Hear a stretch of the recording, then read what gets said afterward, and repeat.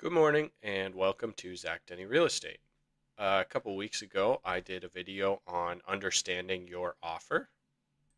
I'll pop the link for this one in the notes, but basically I went over the three forms that you use, at least in PEI, which is your agency disclosure, your agreement of purchase and sale, and then your Schedule A, which is where all of your conditions are. So I'll pop the link for that one. It's more of a broad overview, and it'll be in the show notes. Now today, I'm looking to go over the Schedule A, and that's where all of your conditions live. So, I want to buy this house conditional of blank, conditional of us getting financing, us doing an inspection, us checking the septic system, etc. So today I'll go over that in a lot more detail. I'll go over the timelines I typically recommend, some tips and tricks, and how you can use those conditions to make sure you're buying the right house for you. First thing we have to do is find you a beautiful home. So selfishly, I've picked one of my own listings. This is 99 Long Point Road in Rustcoville, PEI. As you can see, just a gorgeous place to live. Now let's say you are at the point where you're ready to make an offer on the beautiful 99 Long Point Road. You want to make it yours. So we've already discussed price separately. Now we're talking conditions. What do you want a couple weeks to do, to look into, to do your due diligence on? First one is title search. We typically do this with any residential property sale. And what it means is we're giving our lawyers, your lawyers, time to look at the property and make sure there's no liens against the property that you would be inheriting. So say the seller had a contractor in, and they did a whole bunch of work, and then the seller decided to not pay them. It happens probably more than you think. What will happen is the contractor will get a lawyer to drop a letter and put a lien against the property. And what that lien does is it says, this seller cannot sell this property before they pay me. For you, the buyer, what we don't want you to do is buy the property, not know about that lien, and then you have to pay that contractor because you now own it. So that's just one example. An even simpler example is just a mortgage. The sellers would have to pay out their mortgage before we transfer ownership into your name. How we usually do this one is we pick a date, typically 1 to 2 weeks before closing. I'll bring up a calendar after to show all of the conditions, but for argument's sake, I'm going to pick January 29th, and what we're assuming is it's January 1st, and we're putting the offer in on the 1st. Down here, we have to pick how many days we want to give until the give for the seller to fix any title problem. So in that example I gave earlier, let's say we do find there's a lien against the property. We say, okay, we're going to give you 5 days to fix that. Go pay the contractor, commit to paying off your mortgage, whatever. You have 5 days, and then we'll still continue with the deal. The next one is financing. So typically, we will give in the range of 10 days to 2 weeks for financing. So since it's an offer on January 1st, we're going to pop up to the 15th and pick 2 weeks. If possible, you want to avoid a financing date on a Friday or a Monday. Those just, if anything gets delayed, can really screw the rest of the conditions up. So we're okay because we're picking 2 Wednesdays away. That's great. In that time, you're going to be going back and forth with your broker or your lender quite a bit. You're going to be providing things like T4s, pay stubs, bank account totals. Where's your down payment coming from? They'll run credit reports on you, all that kind of stuff. So usually a week and a half to 2 weeks is enough for them to do all their research and say, hey, this is a good buyer and we don't mind lending to them. Next up is home inspection. Now, what I like to do is I like to do financing 2 weeks after the accepted offer, and then I like to do the home inspection 1 to 2 days after that. So I'm going to pick the 17th. Now, the reason being, a home inspection is typically in the range of $400 to $600. So financing is free. You're going to find out in 2 weeks if you're approved or if you're not, and it's up to the bank to decide that. What we don't want to do is have you pay for your inspection, pay for it on January 14th, let's say, and then on the 15th, we find out that the bank hasn't approved you. So you've just gone and spent $500 or $600 on a home inspection, and you don't have anything to show for it because the bank said you can't buy this house. So that's why I usually put it 1 to 2 days after financing. Now, if financing gets approved in 5 days, we can certainly move the inspection up. Property insurance is for you to confirm that the property is insurable with whoever you might choose. So certain property insurers like TD, they'll just ask you a whole bunch of questions on the phone and they'll give you a yay or nay and how much it's going to be. Others in PEI anyway, like PEI Mutual, they might want to come out and do an inspection on the property. So we want to give a few extra days for that as well. Again, this doesn't cost the buyer anything. So I typically put this the same day as financing or even home inspection. Either one is fine. Let's slot in the 15th for this one. So there's two options with the septic system. Either one, you're not on a municipal, you're on a septic system with a tank, and you want to get that inspected. I will usually put this the same day as the home inspection, so the 17th. Same exact reason. You're going to pay, $300 to $400 to have this inspected as well. Make sure everything's working fine. We don't want to do that before you find out if you're approved for financing or not. In the case that you're buying a property without a septic system, so you're on a city system, we don't need this inspection, so we can just cross it out like that. Similarly with the water quality test, if you were buying a property that was on municipal water, they have their own testing requirements, so we don't need to test ourselves, so we would cross this out. Now, if you're buying a property that was on a well, we would definitely want to get that tested, make sure everything's good, there's no bacteria, and your chemicals are good. Typically, I'll put this one in the 3 to 4 weeks after an accepted offer range. So if we're on the first, we'll go 1 week, 2 weeks, 3 weeks. I'm actually going to slot it in on the Friday to give a couple of extra days. The reason being is that it will often take up to 3 weeks to get your test results back. Now, this one's very different in comparison to all the other conditions, which are typically the buyer's responsibility to fulfill. The water quality test report is actually on the sellers. So they have to hire a third party, often a plumber or a water test company, to come in and do this test. And it has to be somebody who's not involved in the transaction. So it can't be the buyers, can't be the sellers, can't be the realtors, lawyers, anything like that. It's somebody who's not in it at all. So the reason I'm giving 3 weeks is I'm saying accepted offer happened on a Wednesday. Let's say Thursday or Friday, they're able to get a plumber in, and then we have 3 weeks to get our test results back.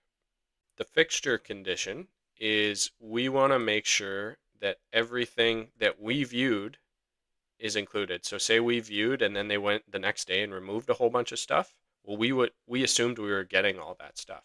So in this case, we had an accepted offer on Wednesday. Let's say we viewed it on the Monday.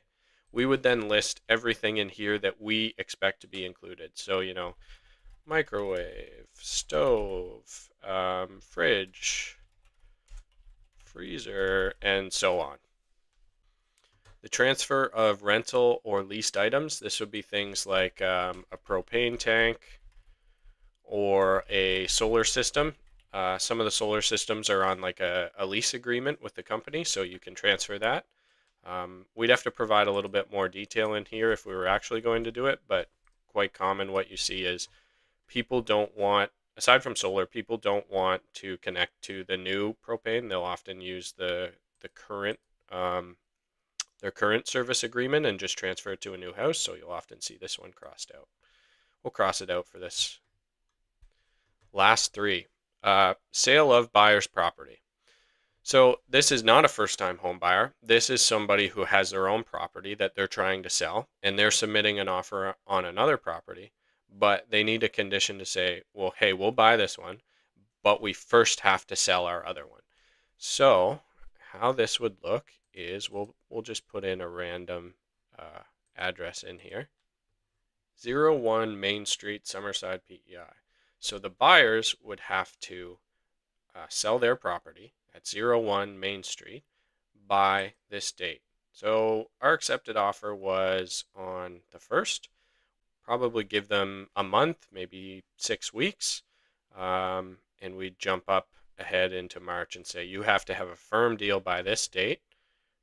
I'll put one in here. We'll say March 5th. And What this clause is saying is, let's say somebody else comes along and puts a second offer on the house that you're trying to buy.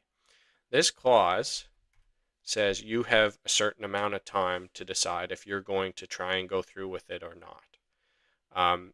And you would try and go through with it under the assumption that you're balancing two houses for a short time, or you're so sure that you're going to sell your house and you're even willing to take a deep discount in order to do so.